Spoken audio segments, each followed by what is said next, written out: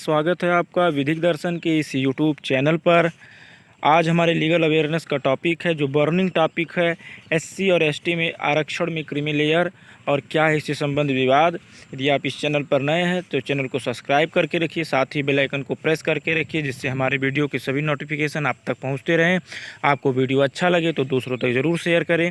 आइए अपने हम टॉपिक पर चलते हैं और बने रहिए अंत तक। एससी और एसटी आरक्षण में क्रीमी लेयर को लेकर क्या है विवाद, आइए जानते हैं। तो जब हम देखते हैं क्या है विवाद, तो भारत के मुख्य न्यायाधीश DY चंद्रचूड़ की 7 न्यायाधीशों की संविधान पीठ ने, DY चंद्रचूड़ जो भारत के मुख्य न्यायाधीश हैं, ठीक, इनकी जो है अगुवाई में 7 न्यायाधीशों की संविधान पीठ ने 6-1, ये ध्यान देने वाली बात है, 6-1 के बहुमत से फैसला सुनाया, जिसमें राज्यों को आरक्षण का लाभ देने के लिए एससी और एसटी की आरक्षित श्रेणियों को उनके पिछड़ेपन के आधार पर अलग अलग समूहों में उपवर्गीकृत करने की शक्ति दी। ये उपवर्गीकृत करने की शक्ति राज्य को दिया गया कि राज्य एससी और एसटी जो की आरक्षित श्रेणी हैं उनके पिछड़ेपन के आधार पर उनका सब क्लासिफिकेशन करे, ये पावर स्टेट को दी गई। सर्वोच्च न्यायालय ने, सुप्रीम कोर्ट ने 1 अगस्त को एक फैसले में अनुसूचित जाति और अनुसूचित जनजाति कोटा के संचालन के तरीकों को नए सिरे से परिभाषित किया। ठीक है, नए सिरे से परिभाषित किया। उसके बाद राज्यों को आरक्षण का लाभ देने के लिए एससी और एसटी की आरक्षित श्रेणियों को उनके पिछड़ेपन के आधार पर अलग अलग समूहों में उपवर्गीकृत करने की शक्ति दी गई कि राज्य को अब पावर है कि जो एससी और एसटी में जो आरक्षित श्रेणी हैं उनमें जो पिछड़ा है, उनमें भी एससी और एसटी में वह जो अभी भी हाशिए पर है, जिसे अभी वास्तव में रिजर्वेशन का लाभ नहीं मिला है, उसको क्लासिफिकेशन करे, उनका सब क्लासिफिकेशन करे और उसके बाद उन्हें लाभ मिले। ऐसा फैसला सुप्रीम कोर्ट ने दिया।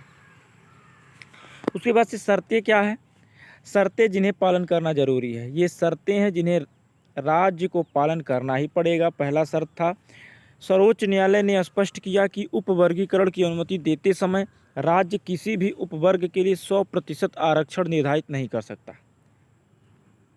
इसका क्या मतलब है 100% आरक्षण निर्धारित नहीं कर सकता? इसका मतलब है कि जब राज्य एससी और एसटी में सब क्लासिफिकेशन करे, उपवर्गीकृत करे, तो कोई ऐसा वर्ग अगर मिलता है तो उसको ये नहीं कि उसे इस आरक्षण का 100% दे दे, तो राज्य ऐसा नहीं कर सकता। ये शर्तें माननी पड़ेगी राज्य को।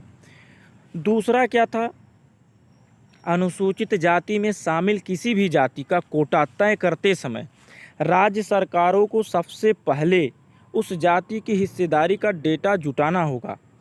तो जो अनुसूचित जाति है उसे उसकी कोटा जो तय किया जाएगा राज्य सरकारों के द्वारा, तो उस जाति की कितनी हिस्सेदारी है इसका डेटा जुटाना ज़रूरी है, ये कंपलसरी है। तो ये था आपका एससी एसटी में क्रीमी लेयर को लेकर विवाद, और इसी के कारण हो रहे थे प्रोटेस्ट। एससी और एसटी आरक्षण में क्रीमी लेयर को विवाद क्या है, आप समझ पाए होंगे कि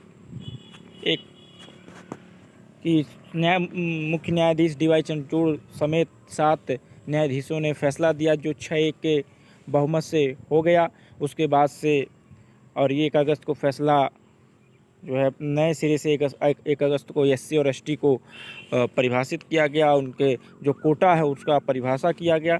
उसके बाद से लाभ देने के लिए राज्यों को पावर दी गई और कहा गया कि सब क्लासिफिकेशन आप कर सकते हैं, लेकिन शर्त है 100% डेटा नहीं देंगे, 100% कोटा नहीं देना है उसी एक वर्ग को, उसी वर्ग के रिजर्वेशन जो है उसका 100% आप एक वर्ग को नहीं दे सकते।